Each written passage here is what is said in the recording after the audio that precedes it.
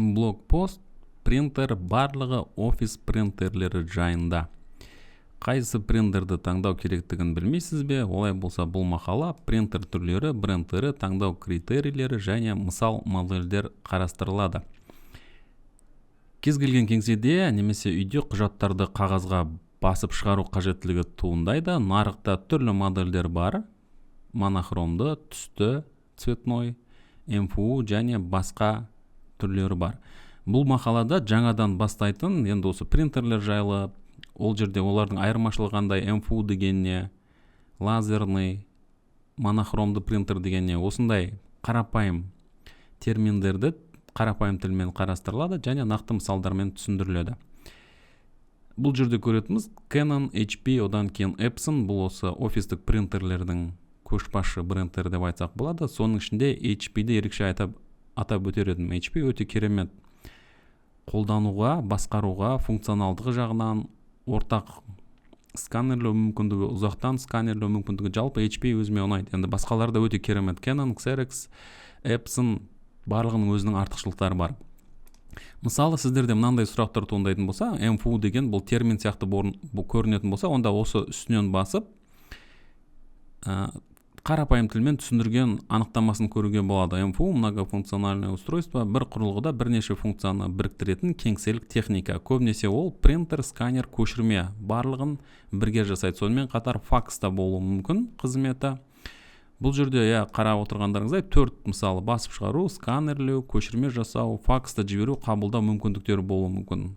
Оның үйге арналған МФУ-лары бар. Бұл ықшам, арзан, көбінесе сиялы келеді екен, оны қазір қараймыз. Кеңсеге арналған МФУ-лар, бұлар лазерлік, жылдамдығы жоғары, дуплекс және желілік қосылымды қолдайды, яғни бірнеше қолданушылар қосылуға мүмкіндік болады кеңседегі МФУ-ларға.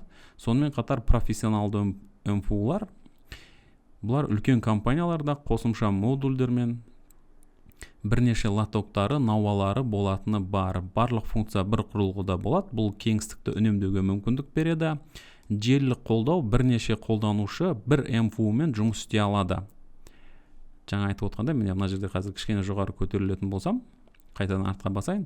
Міне мынаның барлығы МФУ деп айтсақ болады. Себебі бұл жерде міне қараңыздар, скан жасайды, көшірме жасайды, қағазды басып шығарады. Бүгінгі таңда көптеген офистарда немесе үйде осындай МФУ многофункциональное устройство, жаңағы барлық функцияларды өзіне біріктірген бір құрылғыны алып жатамыз. Енді мысал қолдану келтірген екен, шағын кеңседе бір МФУ барлық қызметкерлерге жеткілікті, құжаттарды басып шығарады, келісім шарттарды сканерлейсіз, көшірмелерді жасайсыз, барлығы бір құрылғыда орындалады.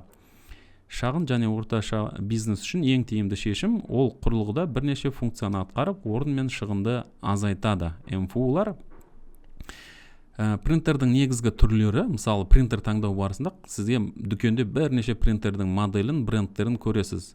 Соның ішінде олар әртүрлі жіктеледі. Мысалы монохромды принтерлер. Бұлар ақ қағазға тек қана қара түсте, яғни монохромды деп айтып отқандай, өзі қара чернила, қара тонердің көмегімен қара түсте қағазды басып шығаратын принтерлер. Бұлар әдетте лазерлік технологияда болады және жұмыс істеу режимі жылдам, яғни тез басып шығарады, және бұлар салыстырмалы түрде экономды, яғни көп қағаз шығаратын болсаңыз, онда жаңағы картридждерін сатып алу барлығы экономды болады. Бұның артықшылығы айтқан екен, жылдамырақ, төмен бет шығындары, яғни қағаз шығару салыстырмалы түрде арзан түседі. Кімге тиімді деген болсақ, бұл құжаттарды көп басып шығаратын офистар осы көп жағдайда монохромды лазерлік принтерді қолданып жатады. Мысалы мынандай. Енді түсті принтерлер әрине түсінікті. Бұл жерде графика, диаграмма немесе фотосуреттер үшін түсті баспа қажет болатын жағдайда пайдалы. Артықшылығы бұл жаңағы маркетингтік материалдарды, рекламалық жаңағы қағаздарды шығаруға арналған әрине түрлі түсті әдемі қағаздарды шығарамыз. Кемшілігі кейде картридждері қымбат болуы мүмкін. МФУ жаңа айтып кеткендей многофункциональное устройство барлық бұл орын және құрал жабдықты үнемдеуге мүмкіндік береді. Кемшілігі бір компонент бұзылып қалса, онда барлық функцияға әсер етуі мүмкін депті. Енді қараңыздар, осы жерде монохромды принтерді түсіндік. Бұл тек қана осы кәдімгі қарапайым көп қолданатын барлығымыздың ақ қара түстегі қағазды басып шығаратын ең тиімді түрі лазерлік. Енді бұл жерде лазерлік дегенді жаңағы үстінен басатын болсақ, қараңыздар, лазерлік принтерлер бұл лазер сәулесімен ұнтақ тонерді, яғни бұл жерде порошокты тонерді пайдаланамыз. Қазір мен тонерге де тағы түсетін боламын. Пайдаланып басып шығаратын құрылғы лазерлік принтер. Ол қағазға сурет пен мәтінді жылдам және анық шығарумен ерекшеленеді. Әсіресе кеңселер мен кәсіпорындарда кеңінен қолданылады.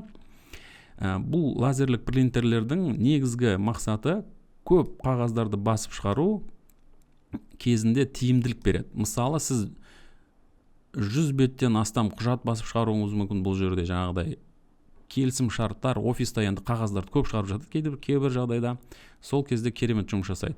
Монохромды деп айтып отырғаны жаңағы ақ-қара нұсқасы, бұлар есептер, актілер, яғни ресми құжаттар кезіндегі нәрсе.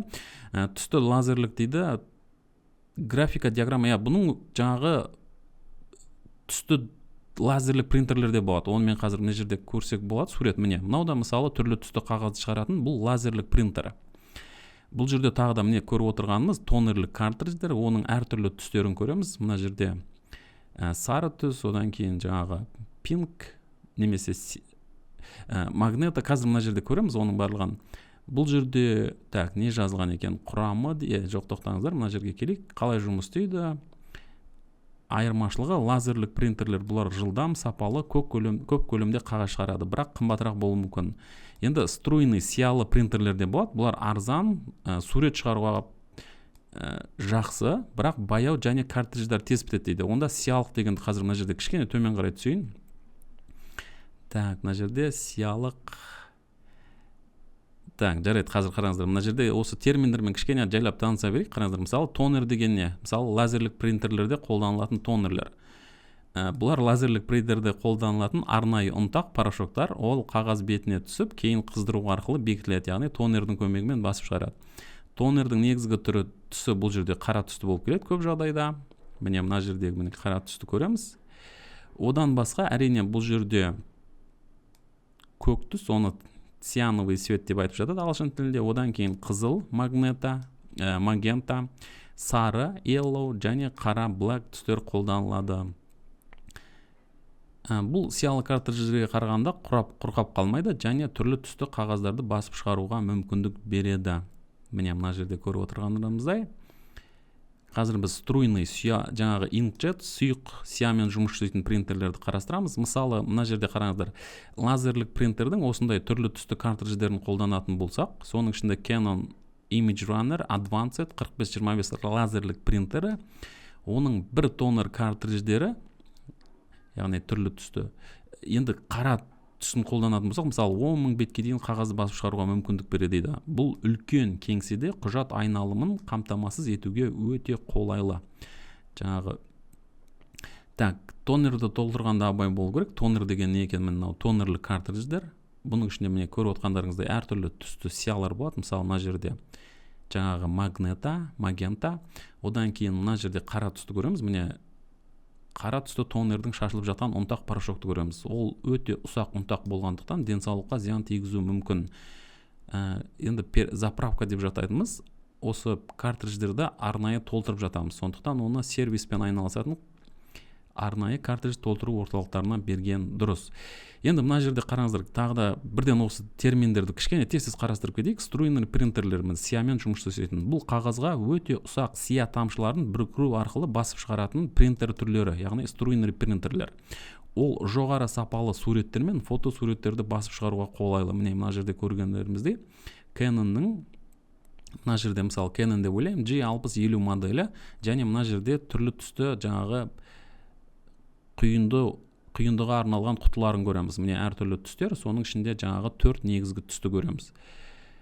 Бұл жерде қызметі фотосуреттерді, диаграммалар мен графикалық суреттерді сапалы басып шығару. Көп жағдайда мынандай сиямен жұмыс жасайтын принтерлер шынымен түрлі түсті қағаздары өте сапалы басып шығарып жатады. Міне көріп отқандарыңыз детальда әдемі көрінеді. Үй жағдайында немесе шағын кеңседе құжат басып шығаруға арналған қол жатымды бағамен сатып алу, яғни лазерге қарағанда арзанырақ дейді. Көп жағдайда осы құтыларды сатып аламыз, құямыз, одан кейін түрлі түсті қағаздарды басып шығарамыз. Енді қарап отқандарыңызда міне мына жерде түрлі түсті жаңағы тонермен жұмыс жасайтын да принтерлер бар, алайда мыналардың картридждері қымбаттау. әрине көп жағдайда бұл жоғары сапалы жұмыс жасау үшін оригиналды нұсқасын сатып алатын болсақ, әрқайсысы 100 000 теңге көлемінде асып кетуі мүмкін оригиналдары. Сондықтан бұл салыстырмалы түрде қымбат болуы мүмкін.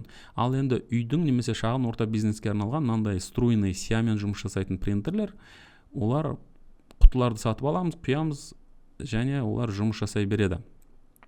Қалай жұмыс жасайды дейді? Принтер басы қағаз бойымен қозғалып, яғни мына жерде ішінде головка деген болады. Міне жазып отқандай, міне принтердің басы, оны принтер головкасы дейді. Осы қағаздың бойымен қозғалып, ары бері жылжып отырады. Және сияны шашып, сия тамшылары қағазға дәл түседі, сурет немесе мәтін қалыптастырылады. Картридждерде сұйық жаңағы 4 түс сия қолданылады. Сиян, магента, yellow, black түстері. Бұның айырмашылығы струйный жаңағы сиялы принтерлер жоғары сападағы фотосуреттер үшін қолайлы, бірақ баяу жұмыс жасайды. Бұлар енді жаңағы мына жерде айтып отқандай головкасы басы кішкене ары бері жылжып, оның дыбысы да шығып тұрады. Және бұл түрлі түсті қағаздарды шығару кезінде шын айтқанда өте жылдам басып шығара алмайды. Әр қағазға бірнеше уақыт кетеді. Және сиясы кейде қымбат болуы мүмкін деген екен.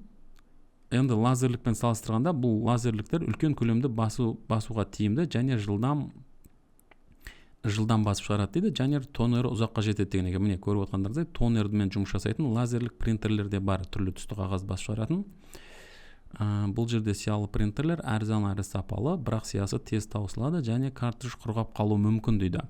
Яғни сіз көп қағаз шығармай, осы түрлі түсті принтерді қалдырып қойсаңыз, бірнеше уақыттан кейін ол кеуіп қалады және қағаздарыңыз нашар шығып, немесе мүлдем дұрыс басылмай қалуы мүмкін. Енді принтердің картридж деген мына жерге тағы да анықтама келтірілген екен. Картридж дегенді көбіміз қараңыздар, Google-дан суретін көрсек болады. Картридждің неше түрлісі бар. Мынау мысалы лазерлік принтерге арналған картридждерді көреміз. Оның мынандай модельдері бар, кішігірім. Яғни принтер моделіне байланысты картридждердің форм факторлары, типтері, түстері әрқайсысы әртүрлі болып келеді.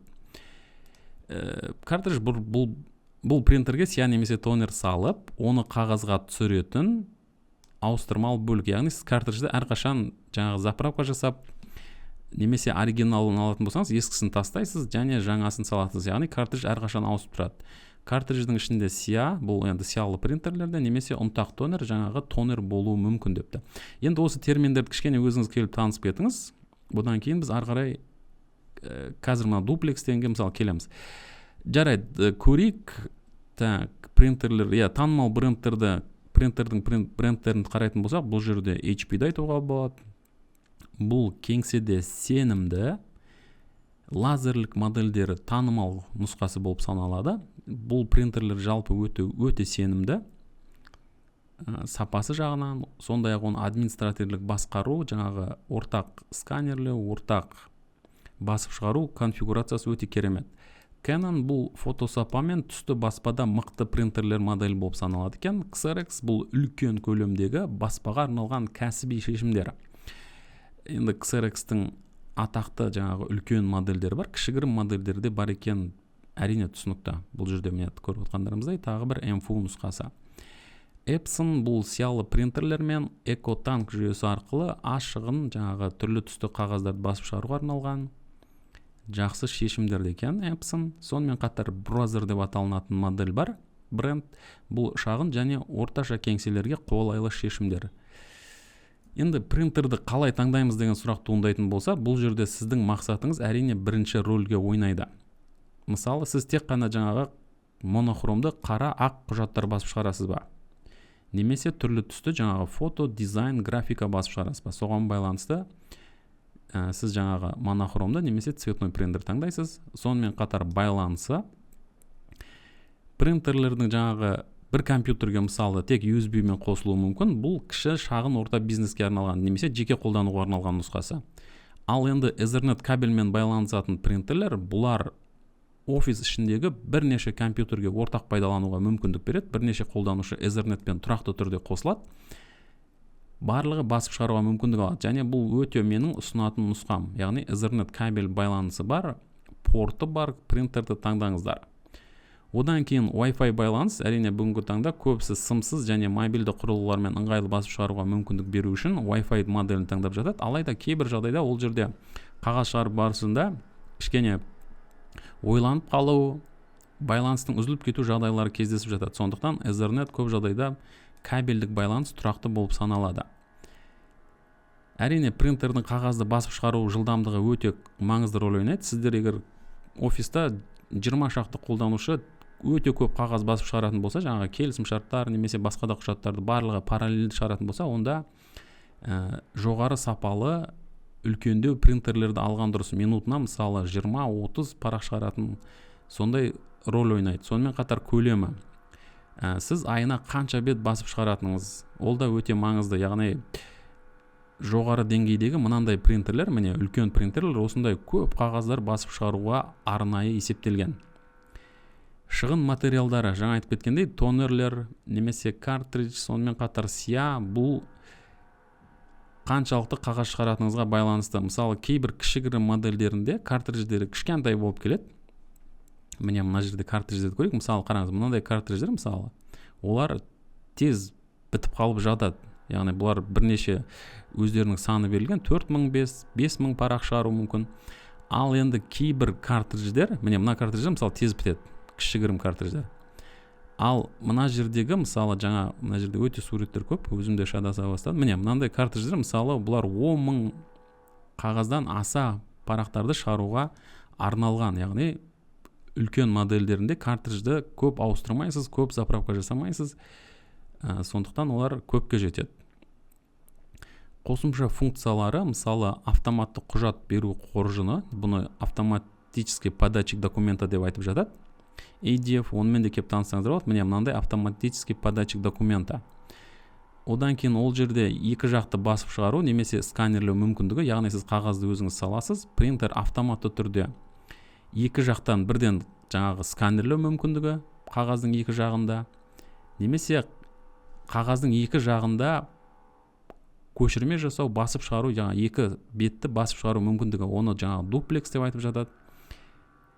Кішкене төмен қарай түсейік, қараңыздар. Дуплекс бұл принтер немесе сканердің қағазды екі жағын автоматты түрде басып шығару немесе сканерлеу мүмкіндігі. Бұл функция құжаттарды қос бетке ыңғайлы етіп жасауға мүмкіндік береді. Құжатты екі бетке автоматты түрде басып шығарады, қағаздың екі жағын автоматты түрде бірден сканерлейді. Бұл қағазды үнемдейді және баспа сканер жұмысын жеңілдетеді. Сондықтан принтердің дуплекстік жаңағы екі жағымен жұмыс жасау мүмкіндігі бар ма, жоқ па, соны да тексерсеңіздер болады. Мына жерде қосымша келіп тағы да танысыңыздар. Яғни қараңыздар, автоматты дуплекс деген бар, қолмен дуплекс деген бар. Автоматты дуплекс болса, бұл жерде тіпті жылдам жаңағы жоғары деңгейдегі MFU-лар тез жұмыс жасайды. Яғни ол өте ыңғайлы, уақыт үнемдейді, кәсіби құрылғыларда қолданылады. Бұл өзі қағазды салып қоясыз, автоматты түрде екі жағын сканерлеп немесе басып шығару мүмкіндігі бар құрылғылар. Так, одан кейін басып шығару форматы, бұл жерде принтерлердің A4 форматында кішігірім қағаздарды немесе A3 үлкен форматтағы, тіпті A2 форматтағы үлкен қағаздарды басып шығару мүмкіндігіне байланысты. Мысалы, A3 форматта жаңағы сызбалар, үлкен жобаларды басып шығару мүмкіндігі қажет болып жатады. A4 стандартты немесе кішігірім форматтарда да басып шығару мүмкіндіктері бар мына үлкен модельдерде. Так, тағы не айтуға болады? Мысалы, мына жерде кейбір модельдердің жаңағы салыстырмалық характеристикалары берілген екен. Өздеріңіз оқып танысаңыздар болады. Яғни осындай модельдердің характеристикаларына назар аударасыз. Ол жерде байланыс Ethernet порты бар ма, тек қана Wi-Fi ма, сіздерге Ethernet барын алуға кеңес беретін. Сонымен қатар кейбір принтерлер жаңағы әрине түсінікті, түрлі түсті шығаратын принтерлер монохромды қара түсті қағазды басып шығаратын, ақ қара түсті қағаз басып шығаратын түсінікті үнсіз түрде. Енді тағы не айтуға болады? Мысалы, мынау Canonның шағын және үйге қолдануға арналған түрлі түсті қағаздарды басып шығаруға арналған моделі, ол G3800 деген модель мысалы. Так, мына жерде түрлі жаңағы сиямен жұмыс жасайтын принтерлердің кішкене салыстыру келтірілген екен. Соның ішінде мысалы қараңыздар, бұл жерде paper size дейді, басып шығаратын қағаздың түрлері. Көп жағдайда ең максималды бұл жерде A4, одан кейін кіші модель, кіші қағаз типтер кетеді. Яғни бұл жерде жаңағы почтаға немесе кішігірім арнайы модельде басып шығаратын A6, B5, letter, legal деген қағаз типтерін көреміз. Бұл жерде жаңағы дуплекс модтары көп жағдайда мануал екенін байқайсыздар, яғни бұл жерде қолмен өзіңіз ауыстырып тұруыңыз керек. Ал енді мына жерде кішкене browser деген моделі автоматты түрде дуплекс модты қолдайтынын көресіз. Сонымен қатар бұлардың байланысы, мысалы қараңыз, HP моделінде бұл жерде Wi-Fi болсын, немесе Ethernet болсын, байланыс өте жоғары деңгейде болады. Яғни сіз компьютерден қағаз басуға команда берген кезде ол тез команданы қабылдап басып шығарады. Ал енді кейбір жерде өте нашар байланыс болатын болса, мысалы Wi-Fi немесе сымды байланысың өзі нашар болатын болса, онда сіз қағазды басуға жібересіз, алайда ол ойланып қалады. Бірнеше уақыт күтесіз, сіз тағы да басып жіберуіңіз мүмкін. Сөйтіп бұл жерде жаңағы команда дұрыс жетпей, тіпті қағазды шығармай қалуы мүмкін. Сондықтан сіз оны перезагрузка жасайсыз, қайта тексересіз, осындай қиындықтар туындауы мүмкін. Енді қараңыз, HP-дің моделі өте керемет дейді, ал Browser бұл жерде жақсы. Canon мен Epson өкінішке орай кішкене нашар депті. Сонымен қатар бұл құрылғылардың жаңағы өзінде кейбір командаларды, кейбір жаңағы қағаздардың мәтіндерін есте сақтап қалу мүмкіндігі, мысалы HP-де 64 мегабайт, осындай да мүмкіндіктер бар. Browser-да 128 мегабайт дейді, мына жерде қосымша сақтау мүмкіндіктері жоқ екен. Және қай жерден шығаратын модельдерін жазыпты. Бұл жерде қорытындылай айта кететін болсақ, принтер таңдағанда ең маңыздысы сіздің нақты қажеттілігіңіз, яғни қанша қағаз басып шығарасыз сіз. Үлкен офистар әрине түсінікті, мынандай үлкен модельдерді босқа таңдап жатпайды. Сонымен қатар сізге жаңағы цветной принтер қажет пе, түстік, сонымен қатар қосымша функциялар қажет пе, ұзақ мерзімді шығындар дейді. Мысалы мына жерде жаңағы кейбір картридждер кішігірім болады да, өте кіші. Оны заправка жасау да жаңағыдай қиын. Оны заправка жасағанның өзінде, қайтадан толтырып жасағанның өзінде ол бұзылып кету вероятность өте көп. Мына жерде жаңа көрсетілгенде, міне қараңыздар, кейбір кішігірім модельдерді заправка жасағанда олар мынандай тонер шашылып, сіздің қағаздарыңызды, принтеріңізді барлығын ластауы мүмкін. Сондықтан жоғары деңгейлі принтер алсаңыз, оның жаңағы картридждердің заменительдері болады. Енді барлығы Қытай жақтан келеді, мысалы. Заменительдері салыстырмалы түрде жақсы жұмыс жасайды. Оригиналға қарағанда, егер қымбат болып жатса оригиналы.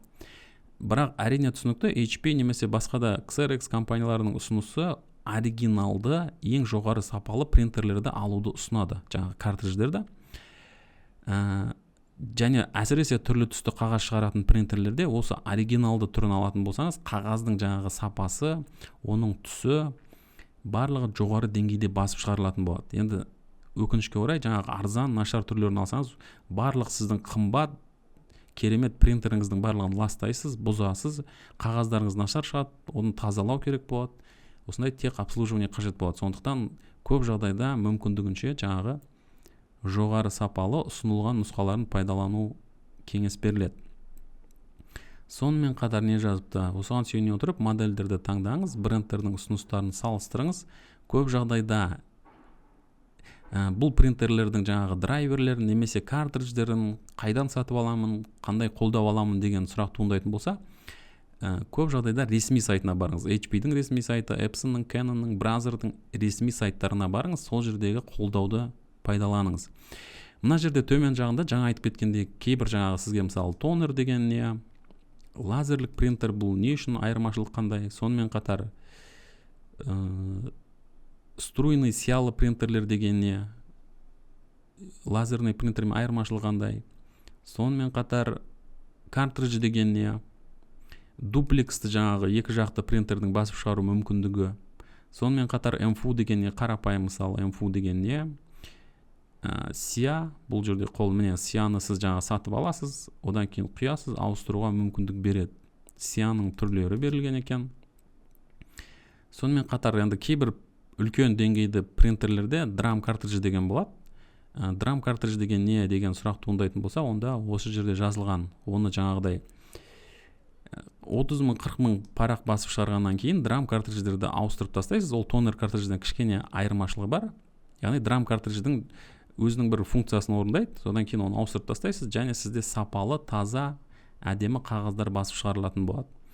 Сонымен қатар жаңағы үлкен деңгейдегі принтерлерде көретін лотоктар, олардың бірнеше санының болуы не сізге артықшылық береді? автоматты құжат қоржыны, мына жерде міне Automatic Document Feeder, автоподатчик документы деп айтып жатылады. Оны қалай пайдаланамыз? Ол егер жаңағы қағаздар мына жерде бітеліп қалса қалай ашып жөндеуге мүмкіндік беретін, оны YouTube-та қолдау көрсету сайттары бар. Енді бұл жерде біраз нәрсені қарастырдық, және мына жерде берілген мағлұматтарды осы принтерлермен, офистік принтерлермен алғаш танысып жатсаңыз, көріп кетсеңіз болады. Мен тағы бір нәрсе айтып кеткім келгені, мына жерде міне мысалы мынандай үлкен принтерді таңдау не үшін, не артықшылық береді деген сұрақ туындайтын болса офистерде, онда қараңыздар, негізгі артықшылықтарда бұлар әрине көп функционалды, print, scan, fax барлығын өте жоғары деңгейде жасайды және жылдам жасайды. Сонымен қатар бұндай принтерлердің үлкен қағаз сыйымдылығы, мысалы стандартты түрлерде, кейбір түрлерінде 1200 параққа дейін салуға болады, және кеңейтілген жағдайда қосымша податчиктер қолдансақ, онда 2300 параққа дейін салуға болады екен мына жердегі лотоктарға. Одан кейін бұл жерде жоғары жылдамдық пен өнімділік, бұны егер дұрыс пайдаланып, жаңағыдай ұқыпты, тиімді пайдаланатын болсақ, бұл жерде өте көп сандағы қағаздар шығаруға мүмкіндік береді. Мысалы A4 форматындағы қағаздарды секундына шамамен 30 бет басып шығарады дейді. Иә, қараңыздар, секундына 30 бет дейді. Так, кішкене бұл жерде енді аудару барысында қателесіп кетуде мүмкін. Енді секундына 30 парақ шығару дейді. Pages per minute. Ол шын ба екен, мына жерде тексеру керек. Одан кейін A3 форматындағы қағаздар, мысалы басқа бір лотокқа A4 саласыз, екінші лотокқа A3 саламыз, және ол жерде 15 бет басып шығару мүмкін дейді. Так, үлкен қағаз форматтары бұл жерде A3, B4, B5 әртүрлі форматтағы қағаздарды қолдайды. Бұл постерлерді, плакаттарды және басқа да көлемді материалдарды шығаруға өте ыңғайлы.